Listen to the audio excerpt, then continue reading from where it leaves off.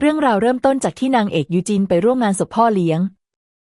แม่ของเธอฝากฝังให้ดูแลน้องชายยูเชิญและพาเขากลับเข้าสกุลซียูรีลูกบุญธรรมของตระกูลปรากฏตัวอย่างน่ากลัวยูจินเข้าใจว่าเขาจะมาแย่งมรดกจึงขอร้องให้พวกเธอกลับเข้าสกุลยูรีตอบเย็นชาว่าขึ้นอยู่กับผลงานของเธอพยายามรื้อฟื้นความทรงจำแต่ยูรีบอกว่าไม่จำได้เขาปฏิเสธทันทีว่าไม่ให้กลับตระกูลยูจินไม่ยอมแพ้ตามไปที่คฤหาสน์ตระกูลซีเพื่อดักหน้ายูรีไม่คาดคิดว่าเจ้าสกุลซีเดินทางมาถึงพอดียูรีเพื่อปัดปัญหาบอกว่าเธอคือแฟนของเขายูจินฉวยโอกาสเข้าไปขอพบท่านประมุขและได้รับความไว้วางใจเธอสามารถพายูเชิญเข้าตระกูลได้สำเร็จเธอสัญญาว่าจะอยู่ข้างน้องชายจนกว่าเขาจะได้ในสิ่งที่ควรได้และตัวเธอจะนำเงินไปรักษาโรคคืนหนึ่งขณะทำงานพิเศษที่บาร์เธอช่วยเด็กสาวจากการถูกล่วงละเมิดจนยูริสังเกตเห็นระหว่างทางกลับเธอขออนุญาตทำงานต่อแต่ยูริกลับจูบเธอเขาพาเธอกลับห้องบอกว่าเขาตามหาเธอมานานตอนเด็กทั้งคู่เคยเจอกันที่ท่าเรือน้ำใจของเธอครั้งนั้นเปลี่ยนชีวิตเขาไปตลอดกาลน้องสาวของยูจินชื่อมีเนอร์กลับจากต่างประเทศรับไม่ได้ที่มีหลานชายเธอไม่กล้ากินข้าวร่วมโต๊ะแต่ยูริลากเธอมานั่งด้วยเขายังพูดลอยๆว่าถูกกระต่ายน้อย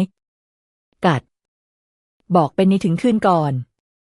และยังแซวว่าเธออยากได้กระเป๋าแบรนด์เหมือนมีเนอร์ไหมยูจินบอกแค่อยากได้เงินชดเชยแต่เมื่อถูกถามถึงเหตุผลเธอไม่บอกอาการป่วยยูริเข้าใจผิดคิดว่าเธอจะหนีจึงพูดใจเย็นชาขณะสอนเด็กวาดรูปเธอมีอาการกำเริบเด็กชายคนหนึ่งช่วยเธอไว้คือชินซุคนรู้จักเก่าเขาเคยสารภาพรักและกลับมารอคำตอบยูจินเลี่ยงตอบแต่กลับถูกแอบถ่ายมีเนเข้าใจผิดคิดว่ายูจินแย่งคู่มั่นพยายามตบแต่ยูรีมาห้ามไว้และส่งบัตรให้เธอด้วยความห่วงใยซานที่บริษัทถูกทำลายมาหายูรีเพื่อแก้แค้นแต่กลับถูกเล่นกลับยูรีเสนอข้อตกลงใหม่ให้ยูจินเป็นคนใช้เงินเดือน200,000เธอกลายเป็นผู้ช่วยของเขาวันหนึ่งเห็นเขาอาบน้ำเธอตกใจจนไปหลบที่โซฟาแต่เขาแค่ให้เธอเช็ดผมแล้วสั่งให้ไปทำความสะอาดมีเนื้อไม่พอใจยูจินยูรีจึงอายัดบัตรเธอทำให้เธอยิ่งไม่พอใจยูจินตั้งใจไปเคลียร์กับชินซุแต่ถูกยูรีล่าไปซื้อของเขาโมโหที่เธอติดต่อกับชินซุจึงโยนมือถือทิ้งที่ห้างทั้งคู่เจอกับลินคู่มั่นของยูรีลินพยายามใช้การเลือกแหวนผูกมัดเขาแต่ถูกเมินเธอแอบวางยาใส่ยูรีแต่ไม่สำเร็จเขากำลังมึนยาวิ่งเข้าห้องยูจินแล้วจูบเธอโกรธผลักเขาออกและปฏิเสธการแลกเปลี่ยนร่างกายกับเงิน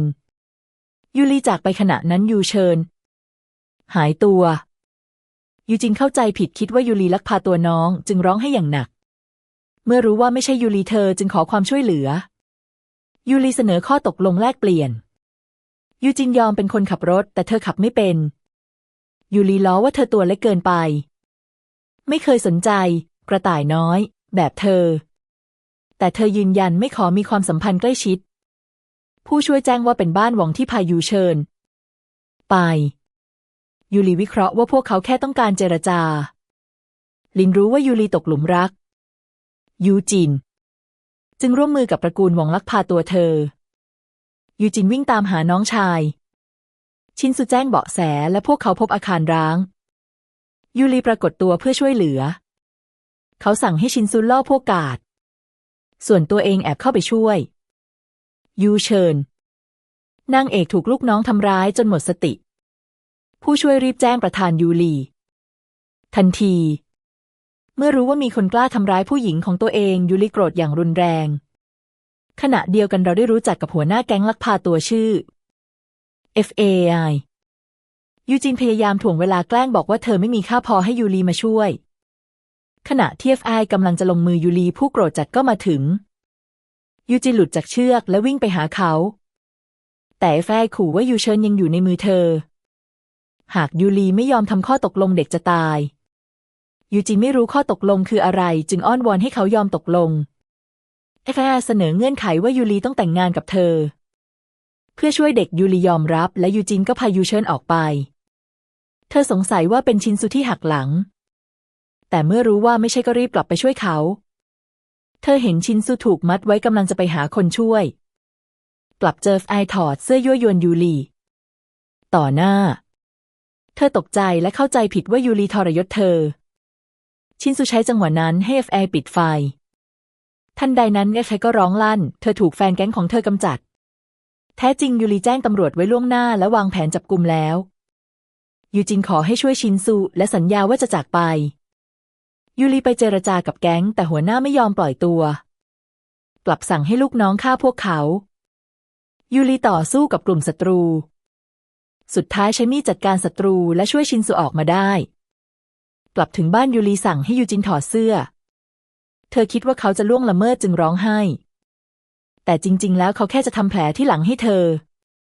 เขาถามว่าเธอเคยจูบใครหรือไม่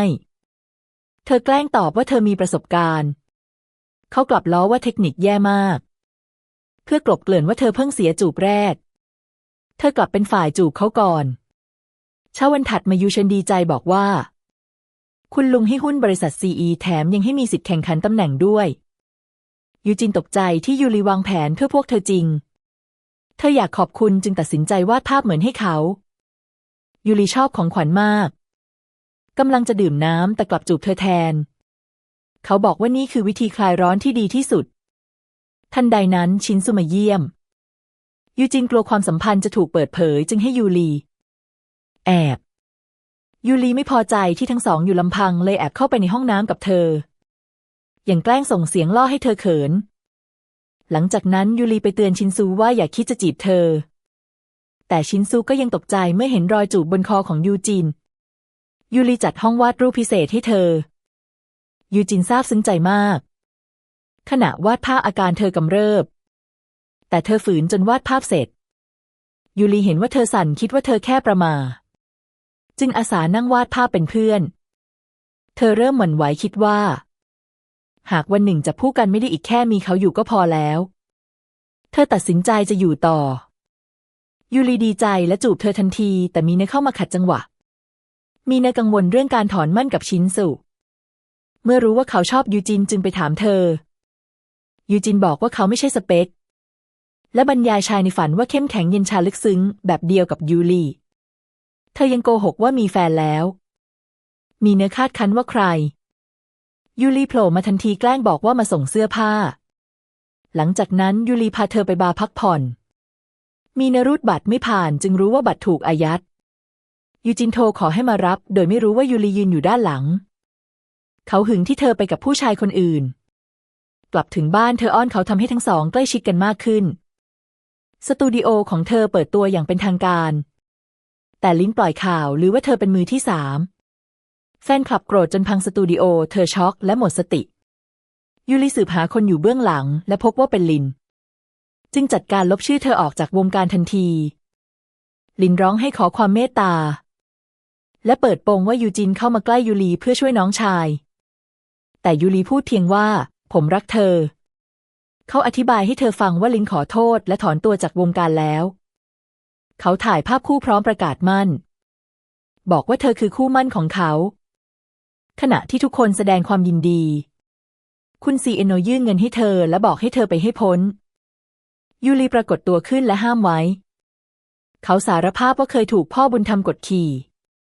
ไม่กล้าคิดถึงความสุขแต่ตอนนี้เขาจะสู้เพื่อเธอซีเอโนโกรธที่เขาทรยศตระกูลยูริจึงยอมรับโทษแต่โดยดีเขาสารภาพรักบอกว่าเขารักเธอมานานถึง6 ปีเขาสัญญาว่าจะรอให้เธอเป็นคนตัดสินใจในงานเลี้ยงชินซูชวนเธอไปต่างประเทศเธอหวนคิดถึงช่วงเวลากับยูริจึงตระหนักว่าเธอรักเขาอย่างแท้จริงเธอปฏิเสธชินซูอย่างสุภาพเขาแม้จะเสียใจแต่ก็อวยพรให้เธอมีความสุขเมื่อรู้ว่าวันนั้นเป็นวันเกิดยูริเธอรีบออกไปซื้อของขวัญแต่กลับเป็นลมเพราะอาการป่วยกำเริบหมอวินิจฉัยว่าเธอเป็นโรคกล้ามเนื้ออ่อนแรงและจะค่อยๆสูญเสียความสามารถในการเคลื่อนไหวยูริรู้สึกผิดและดูแลเธอตลอดเวลาไม่ยอมห่างหมอบอกว่ามีเพียงปาฏิหาริย์เท่านั้นที่จะช่วยเธอได้6 เดือนต่อมาปาฏิหาริย์ก็เกิดขึ้นเธอลืมตาขึ้นมาอีกครั้ง ยูรีน้ำตาคลอเบ้าพูดเบาๆว่าแม้เธอจะจับคู่กันไม่ได้อีกต่อไปฉันก็ยินดีเป็นขาตั้งภาพของเธอไปตลอดชีวิตอย่าลืมบอกความคิดเห็นของคุณในช่องคอมเมนต์แล้วเจอกันในวิดีโอหน้า